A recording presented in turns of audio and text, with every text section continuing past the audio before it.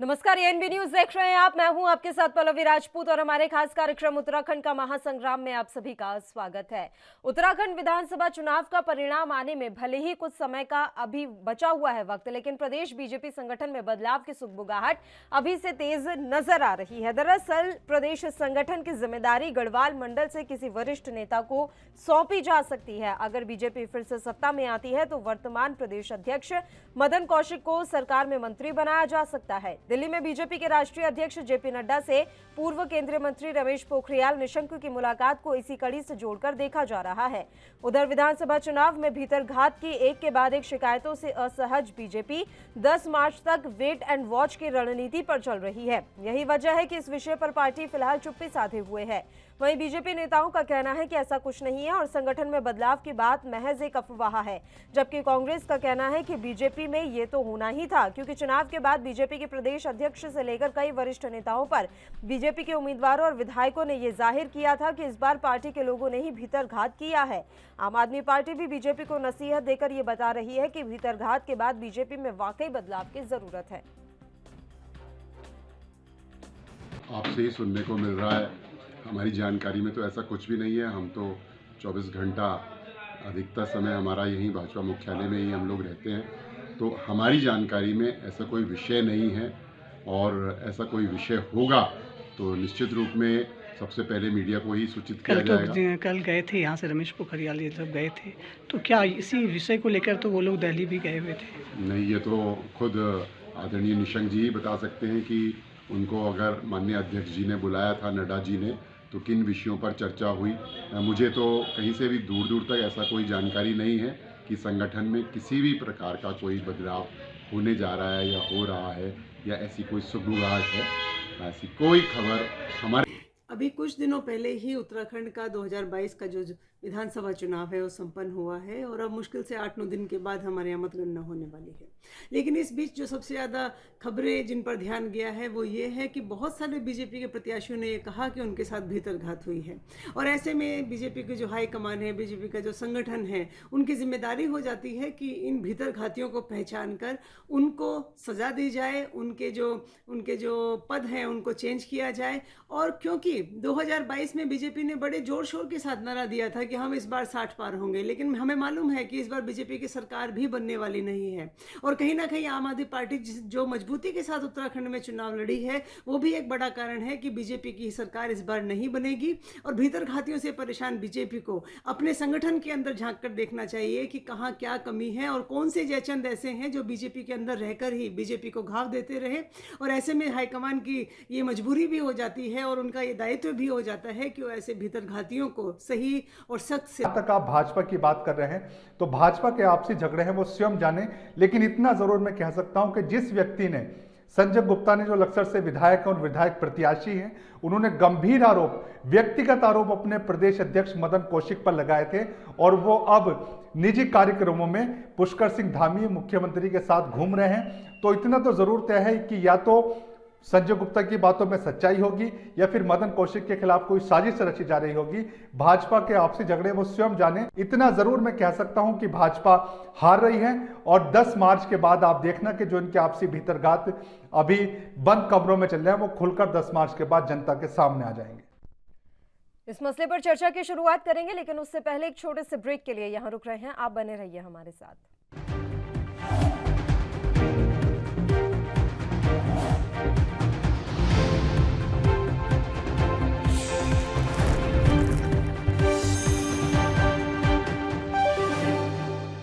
Break के बाद एक बार फिर से आप सभी का स्वागत है। तो आज हम चर्चा करेंगे कि क्या वाकई में उत्तराखंड बीजेपी संगठन में कोई बड़ी जिम्मेदारी किसी को सौंपी जा सकती है। क्या जो इस समय फेरबदल की सुगबुगाहट चल रही है ये सच है। दो मेहमान इस समय हमारे साथ जुड़े हुए हैं। मेहमानों से आपका परिचय करवा देते हैं। संजीव वर्मा जी हमारे साथ जुड़ गए हैं, भारतीय जनता पार्टी के प्रदेश प्रवक्ता हैं, और सूरज सिंह नेगी जी भी इस समय हमारे साथ जुड़े हुए हैं, कांग्रेस पार्टी के प्रदेश प्रवक्ता हैं। दोनों ही मेहमानों का स्वागत है एएनबी न्यूज पर। संजीव जी, शुरुआत आप ही के साथ करना चाहेंगे। प्रदेश संगठन में कोई बड़ी जिम्मेदारी गढ़वाल मंडल से किसी वरिष्ठ नेता को सौंपी जा सकती है, इस तरह की सुगबुगाहट काफी ज्यादा जोरों पर है सर। पल्लवी जी, देखिए, भारतीय जनता पार्टी में सब कुछ सामान्य है और जिस तरह से अभी आपने बोला तो जो भारतीय जनता पार्टी में एक मुलाकातों का, क्योंकि हमारा हाई कमान समय समय पर जो एक फीडबैक होता है, जो आवश्यक दिशा निर्देश होते हैं, पार्टी के जो कुछ नए कार्यक्रम होते हैं, उनके ऊपर समय समय पर चर्चा परिचर्चा होती रहती है, जिस करके एक मैं सोचता हूँ एक सामान्य मुलाकात का जो सिलसिला हमारे लगातार रहता है, इसी के उसमें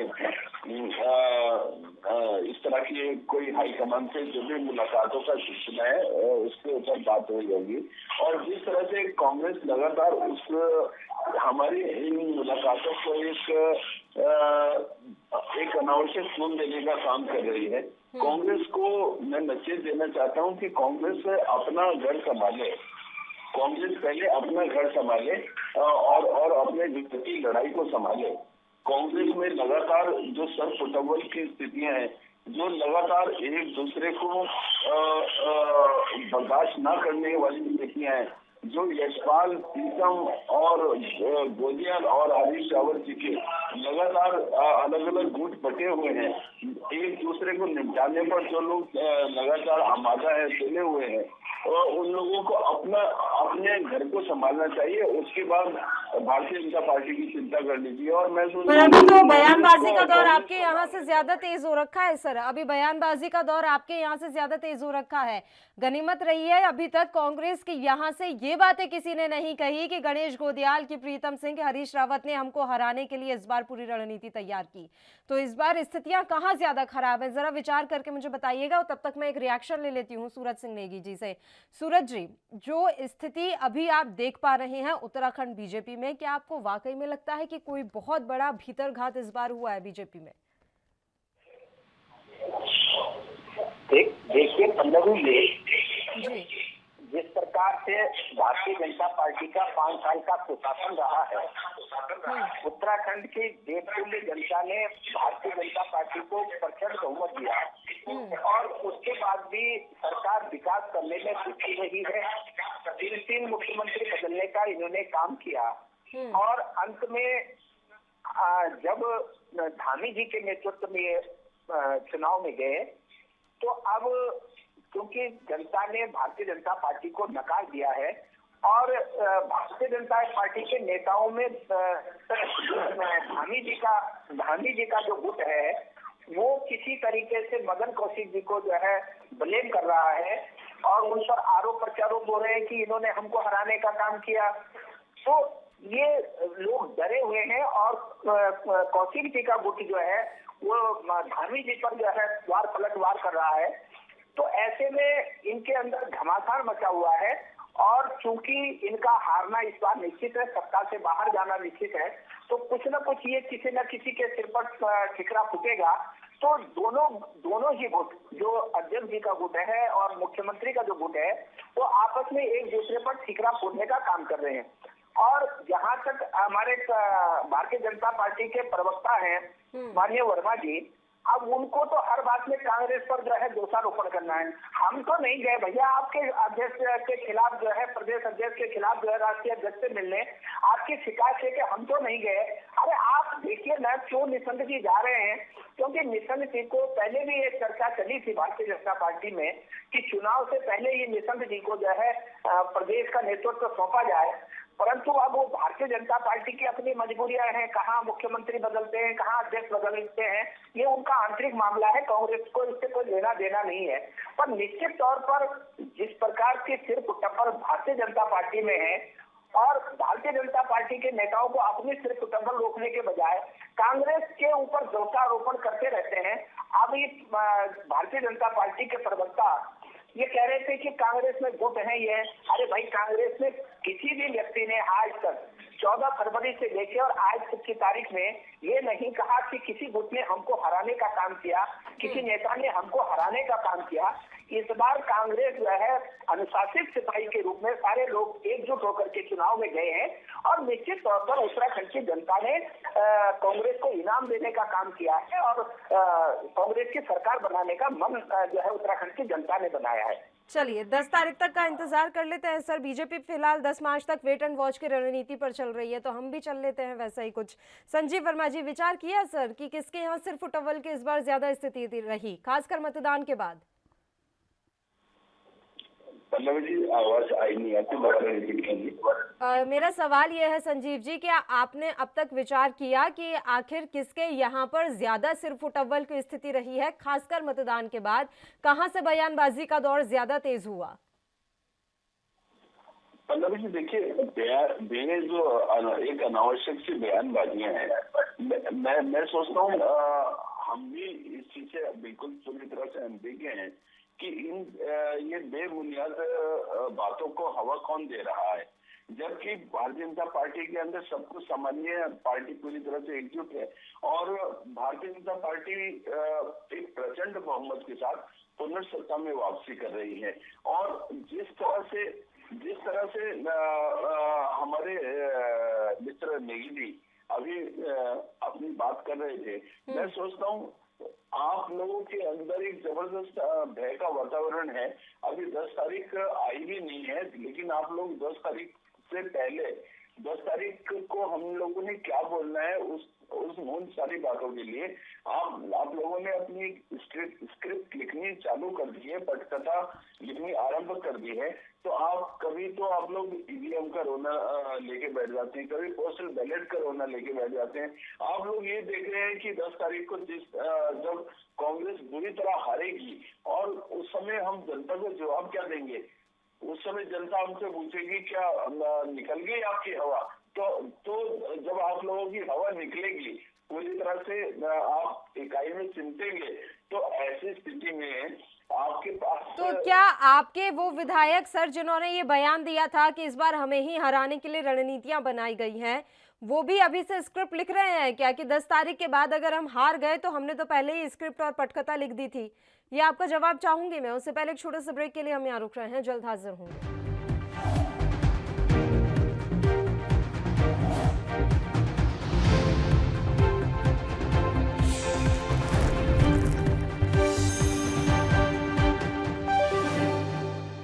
ब्रेक के बाद एक बार फिर से आप सभी का स्वागत है। दोनों मेहमान लगातार हमारे साथ बने हुए हैं। बताइए संजीव जी, मैं जानना चाह रही थी कि आपके जिन 3 विधायकों ने साफ तौर पर आरोप लगाया था कि मदन कौशिक ने इस बार हमें ही हराने की साजिश रची है, तो क्या वो भी पटकथा लिख रहे हैं?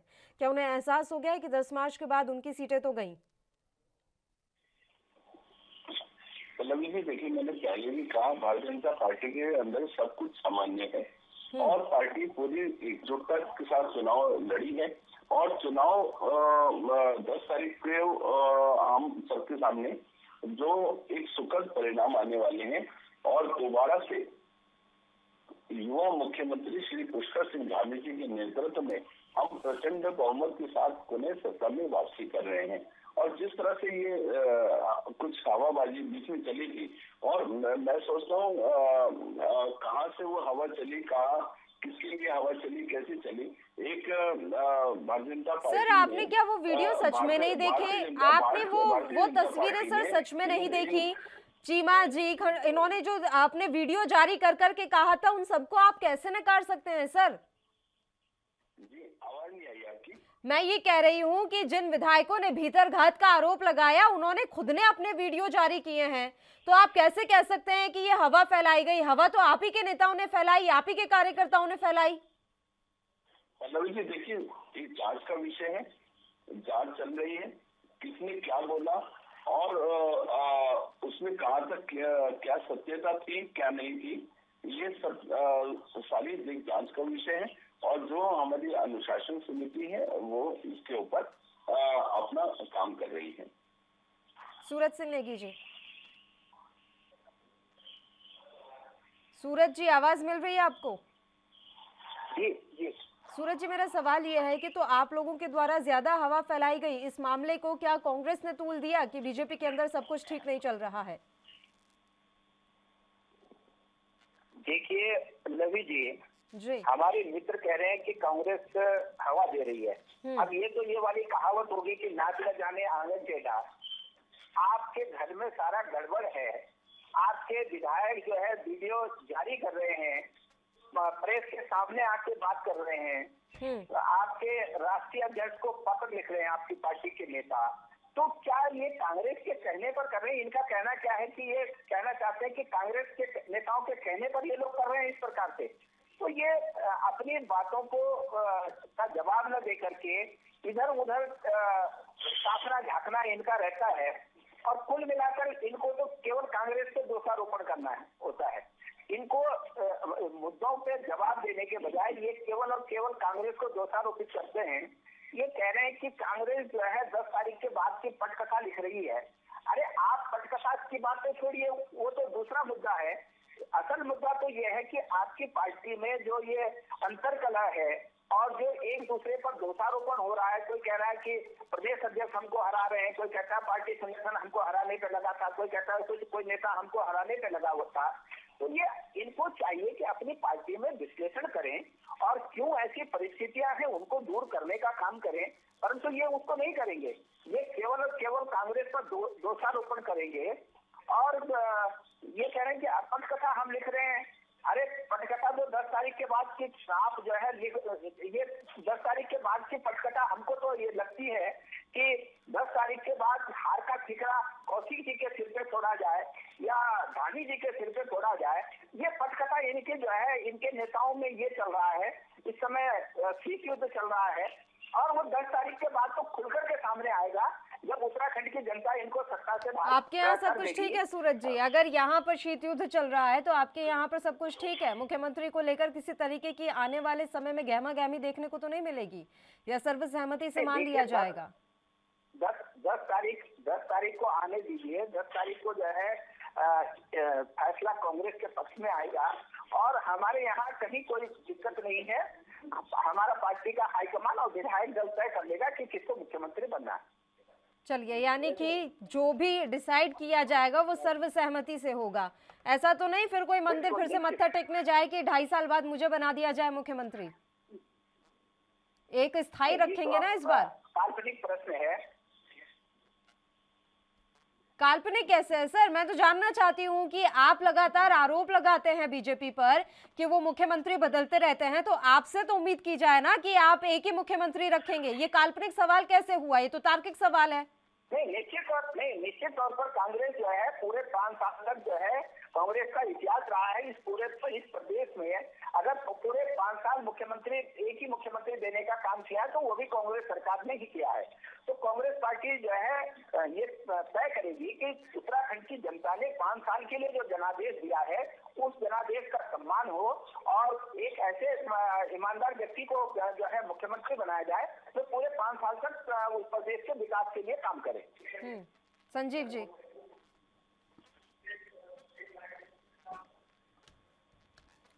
बताइए। संजीव वर्मा जी, आवाज मिल रही है ना आपको? बताइए सर। वो कह रहे हैं कि उनकी तरफ से तो एक ही मुख्यमंत्री दिया जाएगा, 3 मुख्यमंत्री बदलने का काम तो भारतीय जनता पार्टी करती है और उसके बाद भी कहती है कि सब अच्छा है। पल्लवी जी, देखिए एक तो बड़ा एक हास्यास्पद का विषय आ गया है। पहली बात तो पहली बात तो यह है कि भारतीय जनता पार्टी सत्ता में वापसी कर रही है। कांग्रेस दूर दूर तक कहीं से भी सत्ता की इर्द गिर्द भी है नहीं। और जिस तरह से मेरे बड़े भाई नेगी जी ने कहा कि जैसे आपने प्रश्न किया कि 2.5 साल, तो आपके जो पूर्व मुख्यमंत्री हैं हरीश रावत जी, उन्होंने पहले से एक अल्टीमेटम दे रखा है कि या तो मुख्यमंत्री बनूंगा या घर बैठूंगा।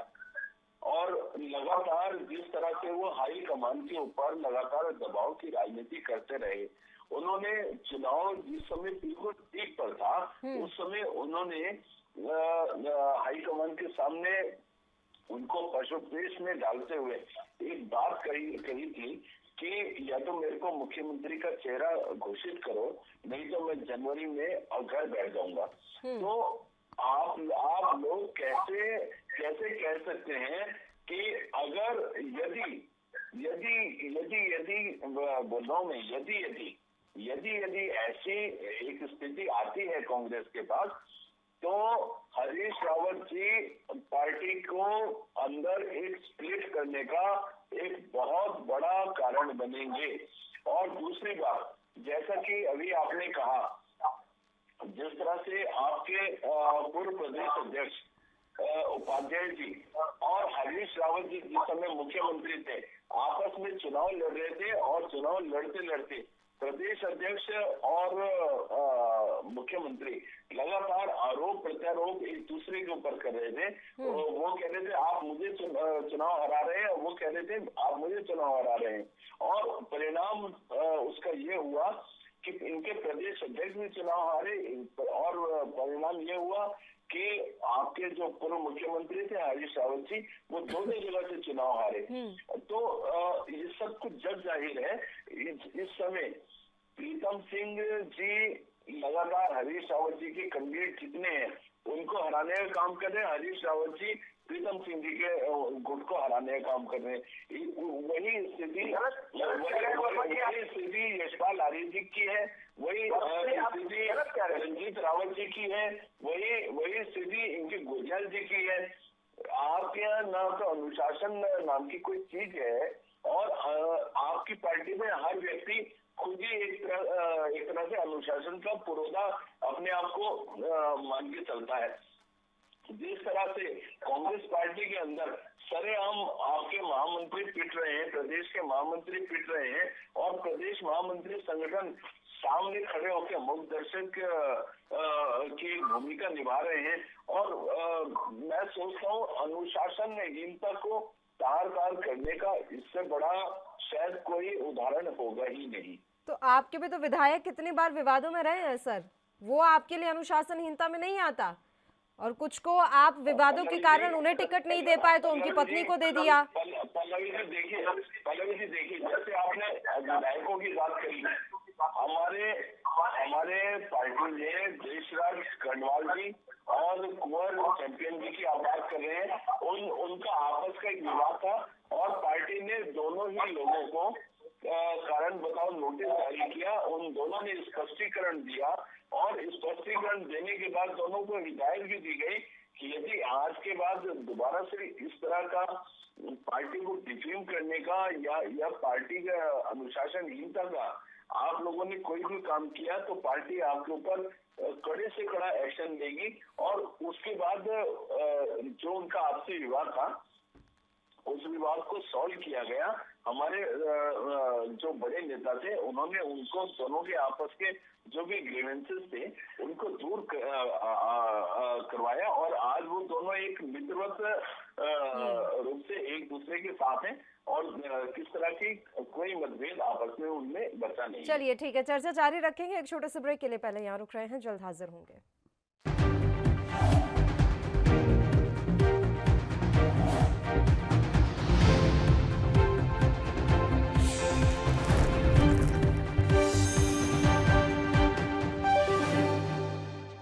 ब्रेक के बाद एक बार फिर से आप सभी का स्वागत है। दोनों मेहमान लगातार हमारे साथ बने हुए हैं। सूरज सिंह नेगी जी, आप ही का रुख करना चाहेंगे। उपाध्याय जी और हरीश रावत के बारे में जिक्र कर दिया है यहाँ पर संजीव जी ने।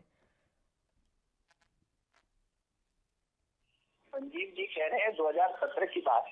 हाँ। तो निश्चित तौर पर अगर 2017 में कांग्रेस पार्टी में इस प्रकार के आरोप लगे हैं, तो इसका परिणाम भी कांग्रेस पार्टी ने भुगता है, कांग्रेस के नेताओं ने भुगता है। तो क्या संजीव जी ये नहीं कहेंगे कि इस बार जब आरोप इनकी पार्टी पे लग रहे हैं, इनके नेताओं पे रख रहे हैं, तो निश्चित तौर पर परिणाम भी इन्हीं को भुगतने हैं? और ये मैंने कहा ना कि अपने घर की बात को दूसरे की तरफ को मोड़ते हैं, और मतलब ये कहकर के आपकी कमीज भी गंदी है, ये कहकर के पल्ला झाड़ रहे हैं कि उसकी कमीज में हमारी कमीज से जो है मतलब हमारी कमीज उनकी कमीज से ज्यादा साफ है, ये दिखाने की कोशिश कर रहे हैं, या ये दिखाने की कोशिश कर रहे हैं कि दूसरे की कमीज। तो वो तो मान ही कह रहे हैं कि उनकी पार्टी में भीतरघात है। सूरज जी, वो मान कह रहे हैं कि उनकी पार्टी में भीतरघात है। जी जी जी। तो ये दरअसल हमारी पार्टी में मैंने पहले भी कहा कि हमारे लोग अनुशासित होकर के पूरे मनोयोग से जनता की सेवा के लिए, सेवा भाव के चुनाव में गए हैं और जनता ने आशीर्वाद दिया है। हमारे नेताओं ने कहीं पर कोई आरोप प्रत्यारोप किसी नेता पर नहीं लगाया और ये बहुत अच्छी बात इस बार जो है हमारी पार्टी में रही है। परंतु भारतीय जनता पार्टी में इसके विपरीत आरोप प्रत्यारोप का दौर जारी है। इससे पहले सत्ता में रहते हुए इनके विधायकों के जो आचरण थे, इनके विधायकों के जो कारनामे थे, वो जग जाहिर है। तो ये इनको सुधारने के बजाय, उन पर ध्यान देने के बजाय और केवल दूसरी पार्टी में जाकर के कुरेदने का काम कर रहे हैं कि नहीं वहां भी गड़बड़ है, दूसरे में गड़बड़ है। अरे आप अपनी पार्टी का जवाब दीजिए ना कि आप। पर प्रीतम सिंह और हरीश रावत के बीच की चीजें तो खुल कर कई बार सामने आई हैं सर, रहकर ये चीजें सामने आई हैं। कई बार प्रेस कॉन्फ्रेंस में दोनों नेता नहीं बैठे होते थे। चलिए वो तो चुनाव का वक्त इतना करीब आ गया तो दिखाना पड़ा कि हम साथ साथ हैं। नहीं, ऐसा नहीं है। हमारे यहाँ पर जो है आंतरिक लोकतंत्र है और अपनी बात लोग कहते हैं, परंतु फिर भी एक मुद्दे पर बैठते हैं। आंतरिक लोकतंत्र का एक उदाहरण अभी पिछले दिनों तमाम जनता ने देखा जब आपके महामंत्री लगातार पिट रहे थे और आपके प्रदेश महामंत्री संगठन वहाँ खड़े हुए थे। आप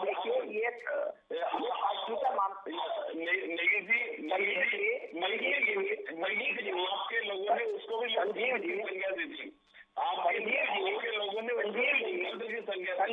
संजीव जी, हमारे महामंत्री के साथ में जो व्यवहार हुआ है उसके लिए उन्होंने आपस में ही बातचीत की है और किसी स्तर पर उन्होंने पार्टी हाईकमान से या पार्टी के नेतृत्व से इस बारे में कोई किसी की शिकायत नहीं की। और जब कोई मामला किसी दो पक्षों के बीच में होता है और वो दोनों पक्ष आपस में उसको सुलझा लेते हैं तो आप लोग कांग्रेस के अंदर इस तरह की आम बात। अरे आप देखिए, चैंपियन और देशराज कर्णवाल, राजेश शुक्ला, आपके यहाँ बहुत सारे नाम हैं ऐसे। तो आप अपने लोगों को ठीक करिए, अपना। जी, हमारे यहाँ इस तरह की कोई कार्यवाही करता है, इस तरह कोई व्यवहार करता है तो पार्टी लगातार एकदम अनुशासनहीनता की कार्यवाही उसके ऊपर करती है और इसी कार्यवाही के चलते उन दोनों को नोटिस दिए गए। कारण बताओ, नोटिस दिए गए, टिकट नहीं दिए गए, एक्सप्लेनेशन कॉल हुई है उन लोगों की। आप बताइए, आपके यहाँ जो आपके यहाँ जो महामंत्री के साथ दुर्व्यवहार हुआ, अभद्रता हुई, उसके लिए आपके यहाँ कोई अनुशासनहीनता का कोई किसी को नोटिस दिया गया, किसी को तलब दिया गया? देखिए, महामंत्री जी अगर संगठन से ये शिकायत करते हैं कि उनके साथ अभद्रता हुई है, क्या मामला था, तो निश्चित तौर पर पार्टी संगठन कार्रवाई करेगा। अब उन्होंने अपने स्तर से उन्होंने मामला निपटाया है तो उसमें फिर पार्टी का रोल कहीं नहीं रह जाता है। नहीं जी, उन्होंने सीधा आरोप हरीश रावत जी और उनके गुट के ऊपर लगाया था, सीधा और कैमरे के सामने, पत्रकारों के सामने। तो फिर सर उन्होंने तो इतना लॉजिकल जवाब दे दिया ना कि जो कुछ भी हुआ था, जो कुछ भी 2017 में हुआ उसका अंजाम भुगता कांग्रेस ने। तो आप ये बात को मानने के लिए तैयार हैं कि आपके यहाँ जो कुछ भी हो रहा है उसका अंजाम आपको भुगतना पड़ेगा? पल्लवी जी, देखिए, मैंने कहा हमारे यहाँ सब कुछ सामान्य है, सब कुछ सामान्य। पार्टी पूरी तरह से एकजुट है। अच्छा, पार्टी पूरी तरह से एकजुट है। हमारे यहाँ इस तरह का कोई वाकया है ही नहीं। पार्टी एकजुट नहीं है। तो मुझे ये आप जवाब नहीं दे रहे ना सर। तो जो वो तमाम वीडियोस सामने आए थे, संजीव जी जो वो तमाम वीडियोस सामने आए थे सर, वो किसके थे? गुप्ता से लेकर आपके चीमा तक, जिन्होंने वीडियो जारी कर करके बार बार एक ही आरोप लगाया है, वो लोग कौन हैं, किस पार्टी के हैं, और उन वीडियो पर आपका क्या स्पष्टीकरण है सर? पल्लवी जी, देखिए, जिस तरह से ये बात आई है, पार्टी ने उन व्यक्तियों के लिए जिन लोगों ने इस तरह की कोई गुहार लगाई थी, वो उन सब के शिकायतों पर पार्टी अपनी तरफ से काम कर रही है। एक जांच का विषय है, जांच चल रही है और जब जांच पूरी होगी तो सब आपके सामने होगा। और मैंने कहा हम लोगों ने एकजुटता के साथ चुनाव लड़ा है। एकजुटता का परिणाम 10 तारीख को देखने को मिलेगा, जब भारतीय जनता पार्टी प्रचंड बहुमत के साथ पुनः सत्ता में वापसी करेगी। चलिए, सूरज सिंह नेगी जी, बड़ा विश्वास है उन्हें कि 10 तारीख को सत्ता में वापसी तो भारतीय जनता पार्टी की ही होगी।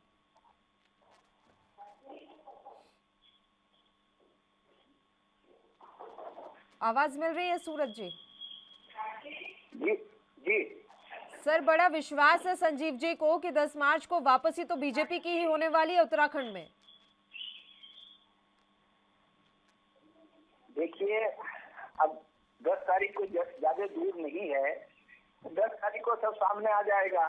अब 10 तारीख तक को इनको जो है उत्साह बनाए रखना है, क्योंकि अभी काम चलाओ सरकार भी नहीं की है, तो 10 तारीख तक को तो इनका उत्साह बनाए रखना जो है जरूरी भी है।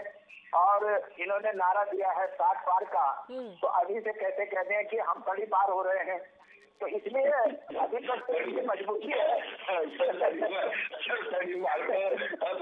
30 बार तो वर्तमान में भी आप ही हैं और भविष्य में आप ही रहेंगे। नहीं, वो तो देखा जाएगा, वो तो 10 तारीख को सामने आ जाएगा। ऐसा निगीजित ये 30 पार का मुकुट आपके सिर में वर्तमान में भी है और भविष्य में भी है। वो तो दिल्ली में भी है, और 30 पार लोग दिल्ली में भी है आपके यहाँ, और यहाँ भी हो जाएंगे आप लोग। उत्तराखंड की जनता तो जो है सत्ता से 30 पार कर ही रही है आपको। निगीजी देखिए, भारतीय जनता पार्टी ने पूरे 5 साल विकास की राजनीति करी है, विकास किया है, एक जबरदस्त इंफ्रास्ट्रक्चर डेवलप किया है उत्तराखंड में। 5 साल के 5 काम बता दो उत्तराखंड सरकार के, गिनो। 5 साल के 5 काम बता दो। 500 गिनवाऊंगा, 500 गिना दो, आप महत्वपूर्ण 5 गिना दो बस। चलिए मैं गिनवा रहा हूँ। चलिए, होम स्टे की योजना हम लेके आए, स्वरोजगार के ये तो पहले से ही है, होम स्टे पहले से ही है। कब से है? पहले से होम स्टे पहले से चल रही है उत्तराखंड में। 2017 से हम लोग लेके आए हैं। ऑल वेदर रोड हम लेके आए हैं। कर्णप्रयाग हम लेके आए हैं। भारतमाला परियोजना हम लेके आए हैं। नहीं, 4 धाम परियोजना, भारतमाला परियोजना हम लेके आए हैं। 4 धाम परियोजना केंद्र की है, आप उत्तराखंड सरकार की बताइए ना। मैं उत्तराखंड सरकार यूपीए मैं उत्तराखंड सरकार की परियोजनाएं भी गिना रहा हूँ। हमने जो नए फ्लाईओवर्स बनाए हैं, हमने जो नई टनल्स बनाई हैं, हमने जो इंटरनेट के 2 एक्सेस उत्तराखंड में लगाए हैं, और जितना स्वास्थ्य विभाग का जितना इंफ्रास्ट्रक्चर हम लोग उत्तराखंड में दे पाए, मैं सोचता हूँ आप पिछले 21 साल का भी आप अपना ट्रैक रिकॉर्ड निकाल के देखेंगे तो आप देखेंगे कि 1061 डॉक्टर्स थे जिस समय हम 2017 में आए थे। आज 2260 डॉक्टर्स का बड़ा बेड़ा उत्तराखंड सरकार के पास है। उस समय एक आपकी जो 2012-17 तक की सरकारें थी, उस समय फार्मासिस्ट और नर्सेस डॉक्टर्स का काम करती थी पर्वतीय क्षेत्रों में। आज पर्वतीय क्षेत्रों में हर चिकित्सालय में डॉक्टर्स की तैनाती है। नहीं, हर में नहीं है सर, अभी भी गांव में कई ऐसे चिकित्सालय हैं जहां पर डॉक्टर्स मिलते नहीं है। ऐसा नहीं है कि पूरे उत्तराखंड में आपने ये सुविधा दे दी।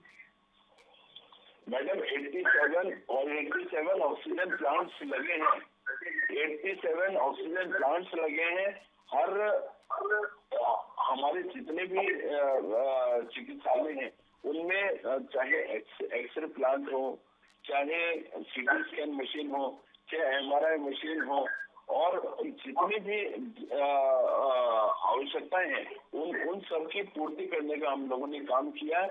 मुफ्त दवाइयां देने का हमने काम किया है। 108 की जो बड़ी महत्वाकांक्षी परियोजना 2012 से पहले हमारी सरकार ने चलाई थी। 2012 में आपकी सरकार आई तो आपने उसको डस्टबिन करने का काम किया। आपने उस योजना को पूरी तरह से ध्वस्त करने का काम किया। हमने उसको रीडेवलप करके 2017 में दोबारा से 108 के बेड़े में हमने नई गाड़ियां नया पूरा का पूरा एक इंफ्रास्ट्रक्चर डेवलप करने का काम किया। हम लोग काम कर रहे हैं पल्लवी जी, धरातल पे हम लोगों ने काम किया। किसानों को 3 लाख रुपए तक का हमने 0% पे ऋण दिया। महिला जो एनजीओ ग्रुप्स हैं उनको हमने 5-5 लाख रुपए तक का अपने स्वरोजगार को चलाने के लिए, अपनी आर्थिकी को विकसित करने के लिए हम लोगों ने उनको 5 लाख रुपए तक का बिल्कुल आसान ऋण की व्यवस्था कराई, और उसमें 50% तक का उसमें सब्सिडी देने का काम राज्य सरकार के द्वारा किया गया। आप ये देखिए हम लोगों ने विकास की राजनीति की है और विकास को लोगों ने सराहा है, और विकास के बलबूते पर ही लोगों ने उत्तराखंड की जनता ने हमको आशीर्वाद दिया है, और भारतीय जनता पार्टी दोबारा से जब सत्ता में आएगी तो एक तरह से ये पूरी तरह से जनता का आशीर्वाद होगा। जिस तरह से बिना किसी वर्ग का भेद किए हमने 5 लाख रुपए तक का जो अटल आयुष्मान योजना है, एक बीपीएल से लेकर उस वर्ग तक हमने विदाउट एनी डिस्क्रिमिनेशन हर व्यक्ति को, उत्तराखंड के प्रत्येक 32 लाख परिवारों को ये 5 लाख रुपए तक की स्वास्थ्य योजना देने का जो एक महत्वपूर्ण काम किया है। मैं सोचता हूँ स्वास्थ्य के क्षेत्र में जबरदस्त साबित होने वाला है। चलिए, आपने जो इतनी सारी योजनाएं गिनाई हैं उनमें से कितनी योजनाओं से सूरज जी इत्तेफाक रखते हैं, उनसे पूछ लेते हैं। सूरज सिंह नेगी जी। पल्लवी जी, कांग्रेस को तो विकास दिखता ही नहीं है ना, विकास देखना ही नहीं चाहते, विकास देखना ही नहीं चाहते इन लोग। इन लोगों के लिए चश्मे पता नहीं किसी अन्य देश से इम्पोर्ट करने पड़ेंगे जिसको पहन के इन लोगों को विकास दिखने लगे।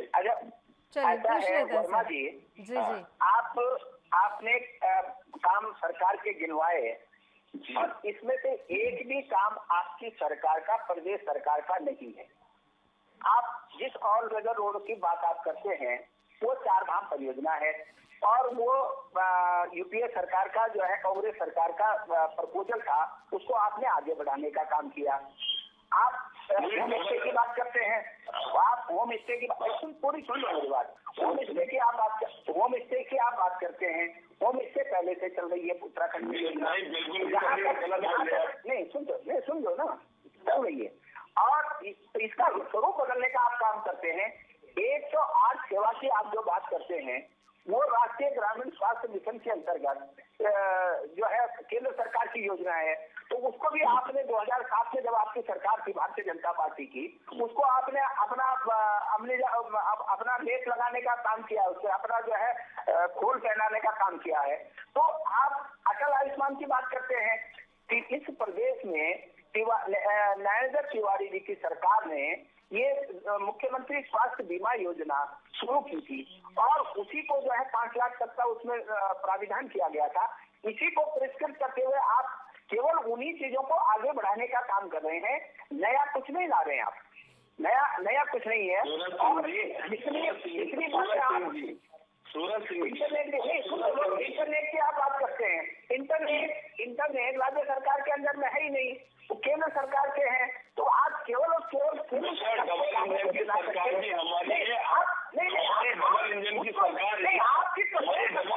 एक करके बात करते हैं सर, एक एक करके बात कर लेते हैं।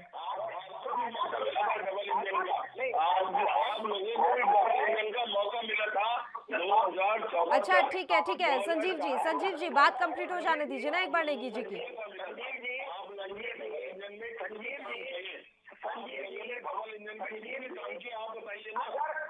अगर 57 विधायक मुख्यमंत्री और मंत्री मिलकर के, इतना बड़ा जो है प्रशासनिक अमला मिलकर के केवल और केवल जो है केंद्र सरकार की नकल करेगा, केंद्र सरकार की योजनाओं को यहाँ पर करेगा, अपना कोई विजन नहीं है, तो क्यों इतना बड़ा जो है राजस्व जो है इन पर मंत्रियों पर, संत्रियों पर और इनके विधायकों पर खर्च हो रहा है? आप ये बताइए ना, प्रदेश सरकार का अपना विजन तो बताइए। 2003 में उत्तराखंड को स्पेशल कैटेगरी का एक राज्य बनाने का माननीय अटल बिहारी वाजपेयी जी ने काम किया था, विशेष राज्य का दिया था, 1,000 करोड़ का पैकेज दिया था, विशेष औद्योगिक पैकेज दिया था। लेकिन जैसे ही आपकी सरकार केंद्र में आई और उत्तराखंड में भारतीय जनता पार्टी की सरकार आई, आपने जो 10 साल का पैकेज था उसको हटाने का काम किया, उसको खारिज करने का काम किया। आपने औद्योगिक पैकेज को छीनने का काम किया, आपने 1,000 करोड़ के पैकेज को छीनने का काम किया, आपने लोगों के हाथों से रोजगार छीनने का काम किया। 14 से 21 तक आपकी केंद्र में डबल इंजन की सरकार है, प्रचंड बहुमत की सरकार है। तो आपने 5 सालों में और केंद्र के 7 सालों में क्या किया उत्तराखंड के लिए, यदि तो बता दीजिए। नहीं तो सूरज जी आप क्या मांग रहे हैं? एक सेकंड एक एक करके बात करते हैं। सूरज सिंह नेगी जी, आप किसी विशेष पैकेज की उम्मीद रख रहे थे क्या? इस डबल इंजन की सरकार के दौरान आपको किसी विशेष पैकेज की उम्मीद थी या योजनाओं की उम्मीद थी? अरे एक करके बात कर लेते हैं। संजीव जी सुनिए तो सही सर, एक करके बात करेंगे। एक छोटे से ब्रेक के लिए पहले यहाँ रुक लेते हैं, जल्द हाजिर होंगे।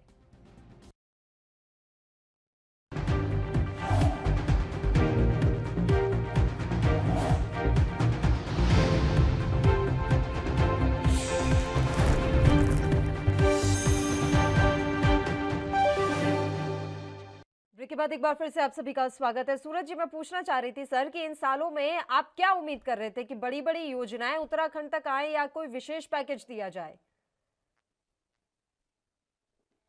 पल्लवी जी, एक बात मैं पहले स्पष्ट करना चाहता हूँ कि उत्तराखंड जो है एक ऐसा राज्य है कि जो अंतर्राष्ट्रीय सीमाओं से लगा हुआ है। ये सामरिक दृष्टि से बहुत महत्वपूर्ण राज्य है। और जो ये हम ऑल वेदर रोड की बात कर रहे हैं या चारधाम परियोजना की बात कर रहे हैं, ये परियोजनाएं राष्ट्रीय हित की हैं। और अगर हमको राष्ट्रीय परिप्रेक्ष्य में सोचना है तो ये राष्ट्रीय स्तर की परियोजनाएं हैं। तो इसमें पूरे देश का जो है सम्मान जुड़ा हुआ है।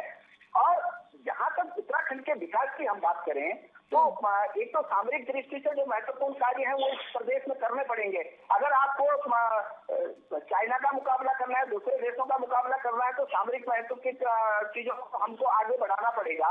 परंतु उन सामरिक महत्व की चीजों को आगे बढ़ाते हुए और हम केवल उत्तराखंड वासियों पर थोपें कि हमने उत्तराखंड में कर दिया, ये पूरे देश का मामला है भाई। ये सामरिक दृष्टि से महत्वपूर्ण है।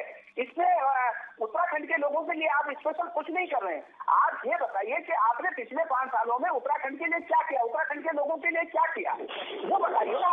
आप राष्ट्रीय परियोजनाओं को जो है, राष्ट्रीय परियोजनाओं को जो राष्ट्र के लिए महत्वपूर्ण है, उन परियोजनाओं को उत्तराखंड के हिस्से में गिनेंगे तो मैं समझता हूँ कि आप उत्तराखंड के साथ न्याय नहीं कर रहे हैं। उत्तराखंड वासियों के साथ चलिए उत्तराखंड सरकार का पूछ लेते हैं सर, उत्तराखंड सरकार का पूछ लेते हैं। संजीव वर्मा जी, ठीक है सर, ठीक है। जिनसे पूरे देश की सुरक्षा व्यवस्था जुड़ी हुई है, उन परियोजनाओं को उत्तराखंड के खाते में नहीं जोड़ा जा सकता, वो पूरे देश के खाते में जुड़ेंगी। उससे हमारे पूरे देश का पल्लवी जी बोलिए। आप देखिए, अगर ऑल वेदर रोड बन रहा है और यहाँ पर श्रद्धालु लगभग 12 महीने हमारा पर्यटन जारी रहेगा, उससे उत्तराखंड का विकास होगा, उत्तराखंड की आर्थिकी बढ़ेगी, यहाँ पर मनी फ्लो बढ़ेगा, तो उसका लाभ उत्तराखंड को भी होगा या नहीं होगा? यहाँ पे स्वरोजगार के साधन बढ़ेंगे तो उत्तराखंड को लाभ होगा या नहीं होगा? हमारे भाई नेगी जी कह रहे थे ऑल वेदर रोड बन रहा है, तो ये देश का इशू है, लेकिन उत्तराखंड को भी लाभ मिल रहा है। और पर वो आपसे जो 5 योजनाएं राज्य सरकार की जानना चाह रहे हैं वो तो आपको बतानी पड़ेंगी ना सर।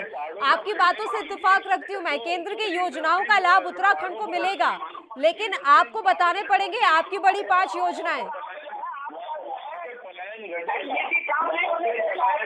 पलायन घटेगा।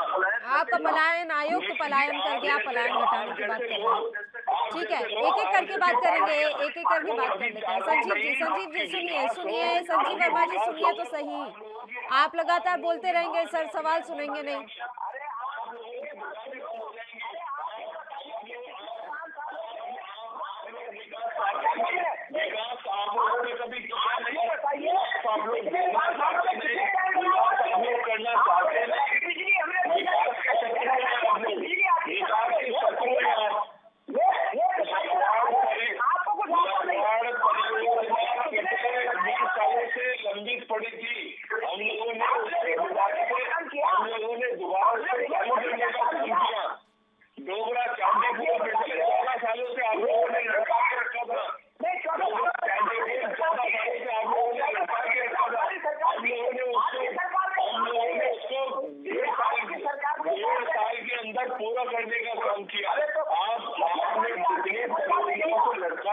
घटिया आपने जितनी परियोजनाओं को लटका के रखा था वर्षों से और दशकों से, हम लोगों ने उनको पूरा करने का काम किया। एक नया काम बता दो, एक नया काम बता दो, एक नया डैम बता दो कि आपने जो है जिसको शुरू करके पूरे उद्घाटन तक पहुंचाया हो। आपने केवल और केवल कांग्रेस की सरकारों को किए हुए कामों को, उनकी रखी हुई नींवों को आगे बढ़ाने का काम किया है। तो ये तो निश्चित तौर पर जो सरकार आएगी उसको बढ़ाने पड़ेगा, उसको आगे बढ़ाने का काम करना पड़ेगा।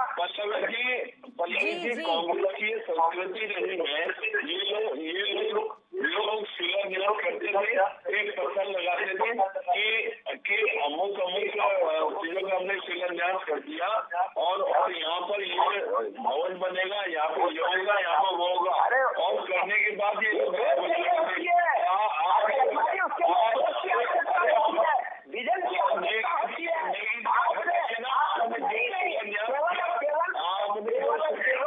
आप लोगों ने दो शिलान्यास किया। आप मेरे ये बताइए, जितने भी आप लोगों ने शिलान्यास किया था, क्या आपने उसके एक भी योजना का उद्घाटन किया? आज तक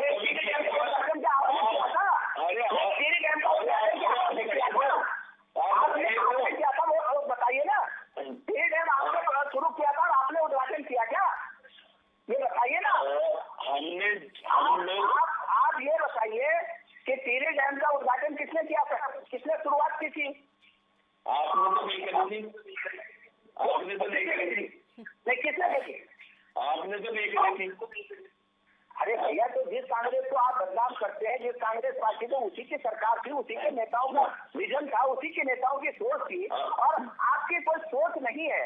आप जो है कहाँ पर पहुंच गए? आप जो है